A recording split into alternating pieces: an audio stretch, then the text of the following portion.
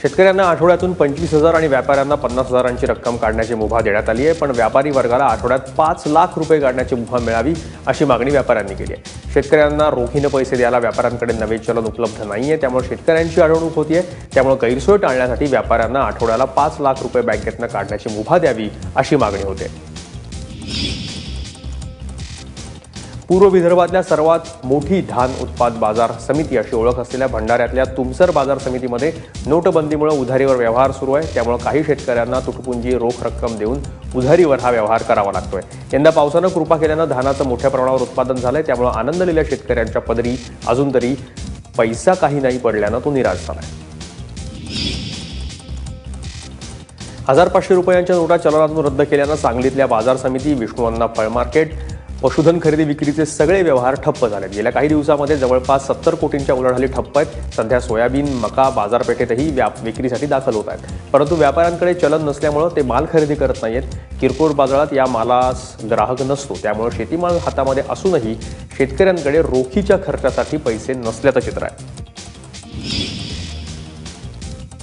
500,000च्या नोटा बँकेमध्ये जमा करून त्याच्या बदल्यात सुटे पैसे घेण्यासाठी सलग 9व्या दिवशी सुद्धा लोकांच्या बँकेबाहेर रांगा लागत आहेत। त्यामुळे नागरिकांची होणारी गैरसोय लक्षात घेत धुळ्यातल्या काही सामाजिक संघटना, स्थानिक नागरिक यांनी रांगेमध्ये उभ्या असलेल्या नागरिकांना मोफत नाश्ता आणि पाण्याची सोय केली। जिल्ह्यातल्या नरडाणा, दभाशी यासह धुळे जिल्ह्यातल्या ग्रामीण भागामध्ये ही सोय केल्यानं नागरिकांनी समाधान व्यक्त केलं आहे। शेतकऱ्यांचं खरीप हंगामातलं पीक शासनानं हमीभाव देऊन खरेदी करावं अशी मागणी परभणीतल्या शेतकऱ्यांनी केली आहे। परभणी बाजार समिती अंतर्गत हमी भावानुसार सोयाबीन आणि अन्य पिकांची खरेदी केंद्र सुरू करावी अशी मागणी निवेदनात करण्यात आली आहे। हमी भावानं पीक घेतल्यास शेतकऱ्यांचं कर्ज फिटेल, त्यामुळे ही मागणी करण्यात आली आहे।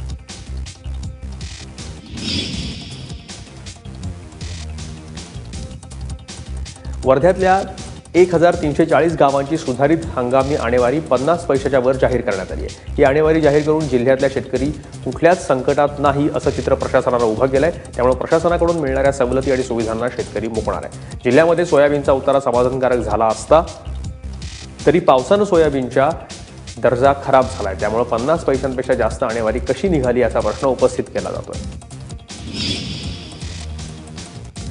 नोटबंदीनंतर सांगोला नगरपालिकेमध्ये जोरदार कर वसुली सुरू झाली आहे। नगरपालिकेने विविध करांमध्ये वाढ करून सुद्धा नोटा संपवण्यासाठी हे कर भरले जात आहेत। एका आठवड्यामध्ये पालिकेमध्ये कर रूपात 55 लाखांची रक्कम जमा झाली, तर 4 वर्षांनी पालिकेच्या कराचा आढावा घेऊन निर्धारण करण्यात येतं। त्यानुसार दर वाढवूनही मोठ्या प्रमाणामध्ये कर भरणा केला जातोय।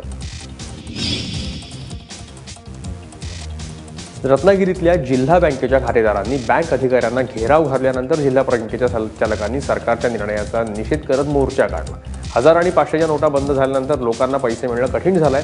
सरकारनं जिल्हा बँकांना जाणीवपूर्वक लांब ठेवला असून त्याचा फटका ग्रामीण जनतेला बसत असल्याचा आरोप करण्यात येतोय। जालना इथं किसान संघाच्या वतीनं वीज वितरण कार्यालयासमोर धरणं आंदोलन करण्यात आलं। घनसावंगी तालुक्यातल्या अनेक गावांमध्ये काही दिवसांपासून अनियमित वीज पुरवठा होतोय, त्यामुळे पिकांचं मोठं नुकसान झाल्याचा आरोप शेतकऱ्यांनी केला। याबाबत वारंवार तक्रार करून सुद्धा वीज कंपनी कार्यवाही करत नसल्यानं आंदोलन करण्यात आलं। पतसंस्थेतल्या हक्काच्या ठेवी परत मिळत नसल्यानं करमाळा तालुक्यातल्या एका कुटुंबानं आमरण उपोषण सुरू केलं। बारलोणी इथल्या पतसंस्थेमध्ये उत्तरेश्वर जाधव यांनी मुलीच्या भवितव्याचा विचार करून ठेवी ठेवल्या होत्या। 4 पतसंस्थांमध्ये मिळून 14 लाखांच्या ठेवी होत्या। गेल्या 7 वर्षांपासून जाधव यांनी ठेवीची रक्कम आणि व्याज परत मिळत नाहीये। पैसे नसल्यानं जाधव कुटुंबावर उपासमारीची वेळ आली आहे, त्यामुळे हे उपोषण करण्यात येत आहे। सरकारच्या 108 या क्रमांकावर फोन करूनही रुग्णवाहिका आली नसल्यानं अपघातग्रस्त तरुणाचा मृत्यू झाल्याचा प्रकार साताऱ्यामध्ये घडला। सातारा लोणंद मार्गावरून जाणाऱ्या सुहास शिंदे या तरुणाच्या दुचाकीला अज्ञात वाहनानं धडक दिली।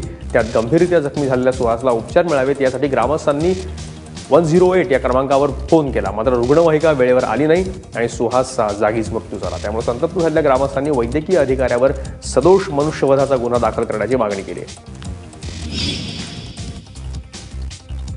गेले 3 दशक सोलापुरातल्या अक्कलकोट या तीर्थक्षेत्राचं कुरुक्षेत्र बनवणार। एकमेकांचे कट्टर हाडवैरी भाजपचे सिद्धरामप्पा पाटील आणि काँग्रेसचे सिद्धराम म्हेत्रे हे आता एकत्र आले। दोन्ही बाजार समितीच्या निवडणुकीमध्ये म्हेत्रे गटाचे प्रचारप्रमुख म्हणून सिद्धरामप्पा पाटील काम करणार आहेत। भाजपमधल्या स्थानिक नेत्यांनी गेल्या निवडणुकीमध्ये म्हेत्रे यांच्याशी हातमिळवणी करून आपला पराभव केल्याचा आरोप पाटलांनी केलाय। त्यांना धडा शिकवण्यासाठी म्हणून पाटलांनी म्हेत्रेंशी मैत्री केल्याचं म्हटलं जातं।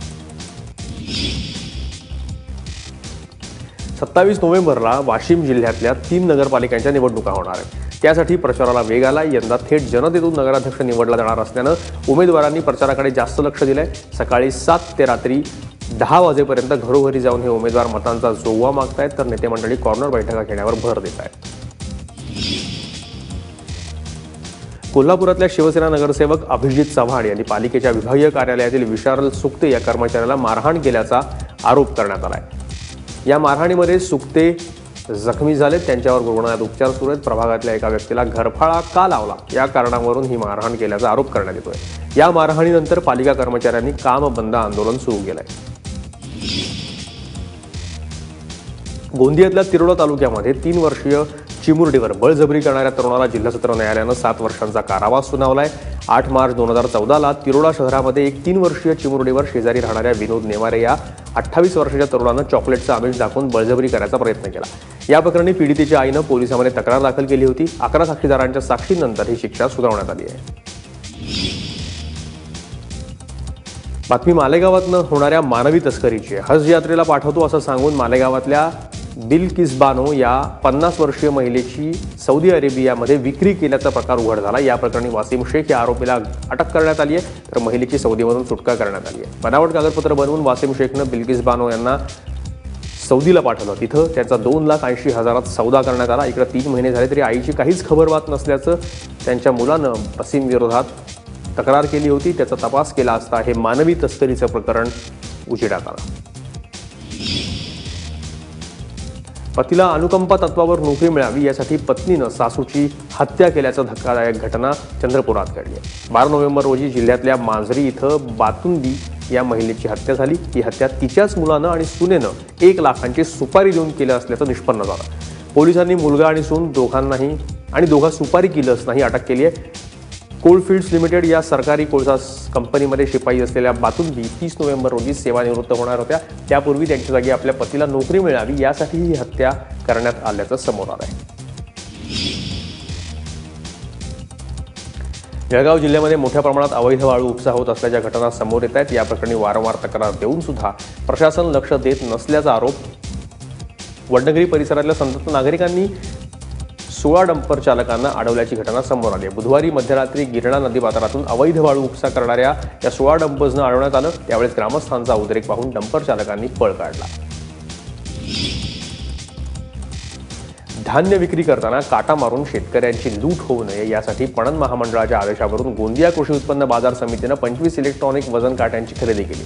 मात्र 2 वर्षांपूर्वी खरेदी केलेले हे काटे आज धूळ खात पडलेले दिसून येत आहेत। साधारण काट्यांवरच धान्य खरेदी करून शेतकऱ्यांची फसवणूक केली जाते। व्यापारी इलेक्ट्रॉनिक काटे वापरण्यास टाळाटाळ करत असल्याचं संचालक सुभाष जोशींनी सांगितलं।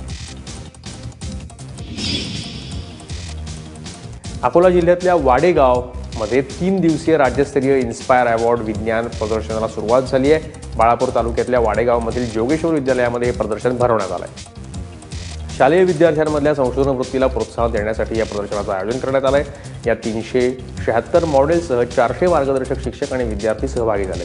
अकोला जिल्ह्यातल्या ग्रामीण भागामध्ये प्रथमच 17 ते 19 नोव्हेंबर दरम्यान हे प्रदर्शन चालणार आहे।